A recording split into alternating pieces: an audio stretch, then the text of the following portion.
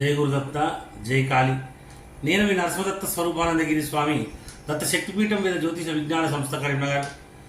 ముఖ్యంగా ఈరోజు చాలామంది ఫోన్ చేసి అడుగుతున్నటువంటి ఒక విషయము, అయ్యా ఈ సంక్రాంతి పీడ దినాలు వచ్చినాయట కదా, ఒక కొడుకున్నోళ్ళు ఇద్దరు కొడుకులున్నోళ్ళకి గాజులు పెట్టేయాలన్నట, ఇద్దరు కొడుకులున్నోళ్ళు ఒక కొడుకున్నోళ్ళకి గాజులు పెట్టేయాలన్నట అనేటువంటి ఒక వార్త చాలా విస్తృతంగా ప్రచారం జరుగుతుంది. అసలు దీని విషయం ఏంటో చూద్దాం. మొదలు అసలు సంక్రాంతి అంటే ఏంటిది, దానికి ఉన్న విశిష్టత ఏంటిది, గాజులు పెట్టుకోవాలన్నా వద్దా, అసలు విషయం ఏంటిదో చూద్దాం. ముఖ్యంగా మకర సంక్రాంతి అనేటువంటిది చాలా గొప్పనైనటువంటి పండగ దినంగా మనం చెప్పుకోవచ్చు. ఎందుకంటే సూర్యుడు మకర రాశిలోకి ప్రవేశించే కాలాన్నే మకర సంక్రమణం, సంక్రాంతి అంటారు. అంటే ధనుసు రాశి నుంచి మకర రాశిలోకి సూర్యుడు ఎప్పుడైతే ప్రవేశిస్తున్నాడో దాన్నే సంక్రమం అని అంటున్నాము. దాన్ని ఏ సంక్రమం అంటున్నాం, మకర రాశిలోకి వస్తుంది కనుక మకర సంక్రమం అంటాం.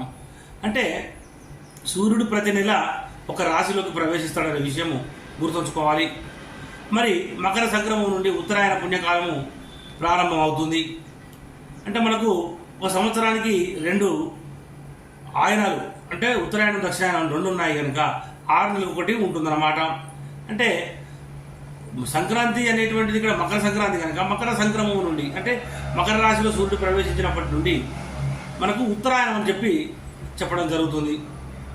మరి ఈ ఉత్తరాయణాన్ని మనం పుణ్యకాలం కూడా చెప్పడం జరుగుతుంది. ఆ తర్వాత కుంభ సూర్యుడు మకర రాశిలోకి ప్రవేశించే కాలము మకర సంక్రమణ. ఈ యొక్క ఉత్తరాయణ పుణ్యకాలం అనేటువంటిది ఆ తర్వాత కుంభము, మీనము, మేషము, వృషభం, మిథునం అనేటువంటి రాశులలో కొనసాగినంత కాలాన్ని మనం ఉత్తరాయణంగా పిలుస్తాము. మరి శారీరక పరిశ్రమకు, పూజలకు, సాధనలకు, కృషి అనువైనటువంటి సమయం, ఆవశ్యకత ఉన్న కాలం. ఉత్తరాయణము కర్కాటక రాశిలోకి సూర్యుడు ప్రవేశించిన దగ్గర నుండి మొదలై ఆ తర్వాత సింహ, కన్య, తుల, వృశ్చిక, ధనుసు రాశులలో కొనసాగిన కాలమును దక్షిణాయనము అని చెప్పడం జరుగుతుంది. మరి మానసికమైనటువంటి అర్చనకు, ధ్యానానికి, యోగానికి, దీక్షలకు, బ్రహ్మచర్యానికి, నియమ నిష్టలకు అనువైనటువంటి సమయం ఏదైతే ఉందో ఆ ఆవశ్యకత ఉన్నటువంటి కాలమును దక్షిణాయనంగా చెప్పడం జరుగుతుంది. అదేవిధంగా 6 నెలలు దక్షిణాయనము, 6 నెలలు ఉత్తరాయణము. ఏదైతే దక్షిణాయనం అనేటువంటిది 6 నెలల కాలం ఉందో అది దేవతలకు ఒక రాత్రిగా చెప్పడం జరిగింది. తర్వాత ఉత్తరాయణం ఏదైతే ఉందో దేవతలకు పగలుగా చెప్పడం జరిగింది. కనుక దేవతలు మేలుకునే కాలము ఉత్తరాయణ పుణ్యకాలము. మరి కనుకనే ఉత్తరాయణం వరకు ఎదురు చూసి ఉత్తరాయణం ప్రవేశించిన తర్వాత తనువును చాలించాడు మహానుభావుడైనటువంటి భీష్మాచార్యుడు. దక్షిణాయనంలో ఆయనకు బాణాలు వేస్తే ఆ అంపశయ్య పైన పడుకుని ఉండి ఏదైతే ఉత్తరాయణం వచ్చే వరకు కూడా ఆయన ప్రాణాలు నిలుపుకున్నటువంటి పరిస్థితి ఉంది. ఆయనకు ఎప్పుడంటే అప్పుడు మరణము సంభవించే శక్తి అనేటువంటిది దేవతలు ప్రసాదించి ఉన్నారు. అదేవిధంగా సంక్రాంతి లేదా సంక్రమం అంటే చేరుట అని అర్థము. జయసింహ కల్పద్రుమం అనే గ్రంథంలో సంక్రాంతిని ఇలా నిర్వచించారు. తత్ర మేషాదీషు 12 రాశి క్రమానేషు సంచరతః సూర్యస్య పూర్వస్మాద్రాశే ఉత్తరః రాశౌ సంక్రమణ ప్రవేశ సంక్రాంతి అన్నాడు. అంటే మేషం మొదలై 12 నెలల లోపల సంచరించే సూర్యుడు ముందున్న రాశి నుండి తర్వాత రాశిలోకి ప్రవేశించడమే సంక్రాంతి. సూర్యుని చలనంలో రథయాత్రలో ఘట్టాలు 4 అని మేష, తుల, కటక, మకర సంక్రమణాలు. వీటిలో మకర సంక్రమాన్ని సంక్రాంతి పండుగ మనము వ్యవహరిస్తాము, ఆచరిస్తాము, ఎంతో భక్తితోని చేసుకుంటాము. మరి మార్గశిరం పూర్తి కాగానే ఉత్తరాయణము మొదలవుతుంది. అంటే మార్గశిర మాసము అయిపోగానే ఉత్తరాయణం అనేటువంటిది మొదలవుతుంది.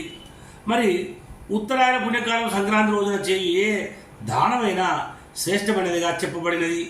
ఇక్కడ మనము ఈ గాజుల విషయం కూడా చూద్దాం. మరి ధాన్యము, ఫలాలు, విసనకర్ర, వస్త్రము, కాయగూరలు, దుంపలు, నువ్వులు, చెరకు మొదలైనవి దానం చేస్తే ఇవి కాక ఈ కాలం నందు చేయు గోదానం వలన స్వర్గవాసం కలుగుతుందనేటువంటిది శాస్త్రవచనము. మరి ఇక్కడ మనం తెలుసుకోవాల్సింది ఏంటంటే దానాలు ఇవ్వచ్చును, కానీ ప్రజలలో నాటుకున్నటువంటి మూఢ విశ్వాసాన్ని మనం తీయగలగాలి. గాజులు పెట్టుకోకపోతే నా కొడుకు ఏమవుతుందో, నాకేమవుతుందో, వాళ్ళకి ఇవ్వకపోతే ఏమవుతుందో, తీసుకుంటే ఏమవుతుందో అనేటువంటి మూఢనమ్మకాలను ప్రతి పండగకు కానీ ప్రతి విషయాన్ని కానీ మనము ఒక కాంట్రవర్సీగా దాన్ని ఏమన్నాడంటే నెగటివ్ థాట్స్ అంటాం మనం దాన్ని. ఆ నెగటివ్ థాట్స్కి వెళ్ళిపోతున్నారు. ఎందుకు అంటే ఇది మార్కెట్లో జరిగేటువంటి ఒక రకమైనటువంటి మోసం. హిందూ మతం అనేటువంటిది పరమ పవిత్రమైనటువంటి హిందూ యొక్క సాంప్రదాయాన్ని వాళ్ళు చెడు చేయడానికి కొరకు మాత్రమే ప్రచారం చేస్తున్నారు కొంతమంది. దీని వెనకాల ఎంతో దుష్టశక్తులు ఉన్నాయి. ఎందుకంటే ఈ హిందూ మతం అనేటువంటిది ఏది పడితే విశ్వాసాన్ని నమ్ముతారు హిందువులు అని చెప్పి ఒక హేళనకు గురయ్యేటువంటి అవకాశం ఉంది. కనుక శాస్త్రాలంటే ఒక శాస్త్రాలు ఉన్నాయి, అవి వేదాలలో చెప్పినటువంటి విషయాలు తప్ప వేరే విషయాన్ని ఆచరించడం మన సాంప్రదాయం కాదు. కనుక వేదాలలో చెప్పబడ్డది ఏంటిది? సంక్రాంతి నాడు దానం చేయమన్నారు. ఏం దానం చేయాలి? పైన చెప్పినటువంటి విషయాలు ఉన్నాయి. గాజులు దానం ఇవ్వచ్చు, తప్పులేదు. కానీ ఇవాళ ఎందుకు ఇవ్వాలనే ఒక నమ్మకం, విశ్వాసం, అపనమ్మకం వద్దు. కీడు లేదు, దల్ల ఏమీ లేదు, అంత మేలే. భగవంతుడు అనేటువంటి వాడు చెడు చేయడానికి ఏ యొక్క కాలాన్ని నిర్ణయించలేదు. కానీ మన మూఢ విశ్వాసం అనేటువంటిది ఉండడం వలన మనకు అపనమ్మకాలు అనేది పెరిగి మానసికమైనటువంటి స్థితిని కోల్పోతున్నటువంటి యొక్క ప్రజలందరూ కూడా ఆధ్యాత్మిక చింతనలో భగవంతుని యొక్క నారాయణుని యొక్క అనుగ్రహం పొందాలి. ఎవరైనా కానీ ఈ యొక్క సూర్య సంక్రమం రోజున ఇలాంటి మూఢ విశ్వాసాలు వదిలిపెట్టండి. మీరు వరలక్ష్మి వ్రతం చేసుకున్నప్పుడు, లేదంటే అమ్మవారు పూజ చేసుకున్నప్పుడు ముత్తైదులను పిలిచి గాజులు ఇవ్వండి, తప్పులేదు.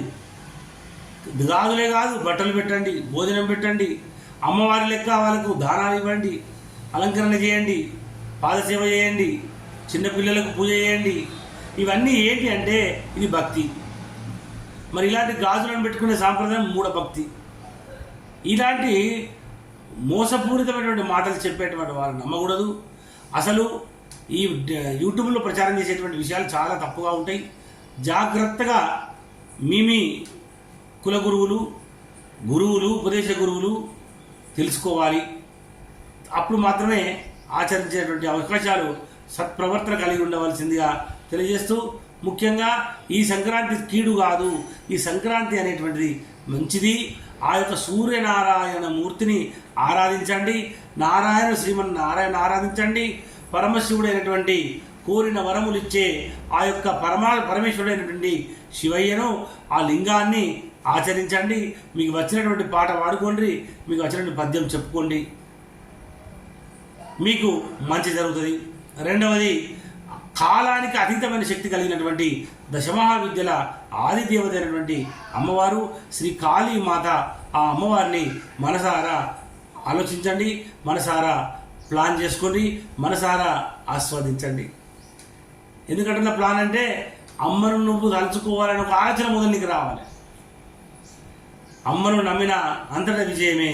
మూఢ నమ్మకాలు వద్దు, సద్భక్తి అవసరం అని చెప్పి తెలియజేస్తూ, నేను మీ నరసదత్త స్వరూపానందగిరి స్వామి. జయ గురుదత్త.